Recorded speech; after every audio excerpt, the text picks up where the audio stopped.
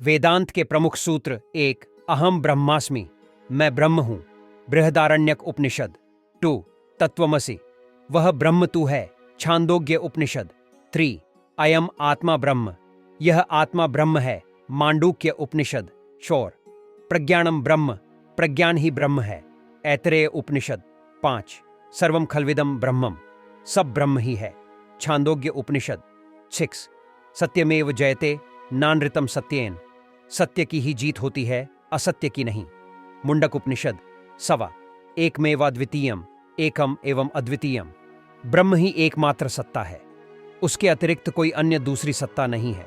छांदोग्य उपनिषद 8 असतो मा सद्गमय, तमसो मा ज्योतिर्गमय, मृत्युर्मा मृतम गमय, मुझे असत्य से सत्य की ओर ले चलो, मुझे अंधकार से प्रकाश की ओर ले चलो, मुझे मृत्यु से मुझे अमृत की ओर ले चलो। बृहदारण्यक उपनिषद तत्वमेव त्वमेव तत्, वह तुम ही हो, तुम वही हो। कैवल्योपनिषद 10 न समुद्र से तिष्ठति रूपम अस्य, न कक्षुषा पश्यति कस्कणैनम, उसे कोई देख नहीं सकता, उसको किसी की भी आंखों से देखा नहीं जा सकता। श्वेताश्वतर उपनिषद 11 नायमात्मा बलहीनेन लभ्यो, यह आत्मा बलहीनों के द्वारा प्राप्त नहीं की जा सकती। मुंडक उपनिषद 12 एयुएम क्रतो स्मर कृतम स्मर क्रतो स्मर कृतम स्मर ओथ्रीमम, हे दिव्य संकल्प शक्ति, स्मरण कर, जो किया था उसे स्मरण कर। हे दिव्य संकल्प शक्ति, स्मरण कर, किए हुए कर्म का स्मरण कर।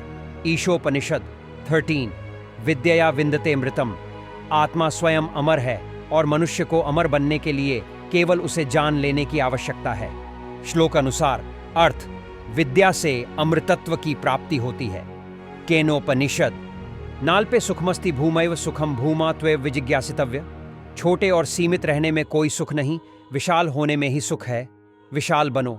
छांदोग्योपनिषद 15 मन एव मनुष्याणाम कारणम बंध मोक्षयोः, मन ही मनुष्यों के बंधन और मोक्ष का कारण है।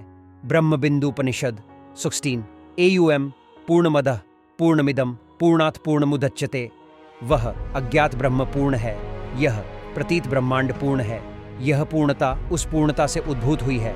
शांतिपाठ ईशावास्य उपनिषद 17 उत्तिष्ठित जाग्रत प्राप्य वरान निबोधत, क्षुरस्य धारा निशिता दुरत्यया दुर्गम पथस्तत् कवयो वदन्ति, उठो जागो और श्रेष्ठ जनों के पास जाकर बोध ग्रहण करो।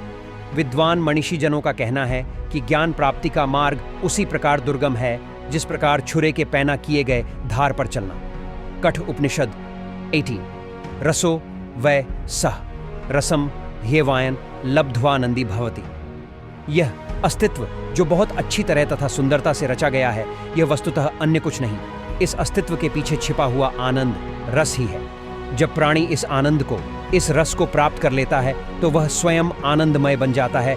तैत्तिरीयोपनिषद 19 तत्सत्यम स आत्मा, वही सत्य है, वही आत्मा है। छांदोग्य उपनिषद 20 नाहम कालस्य अहमेव कालम, मैं समय में नहीं हूं, समय मुझ में है।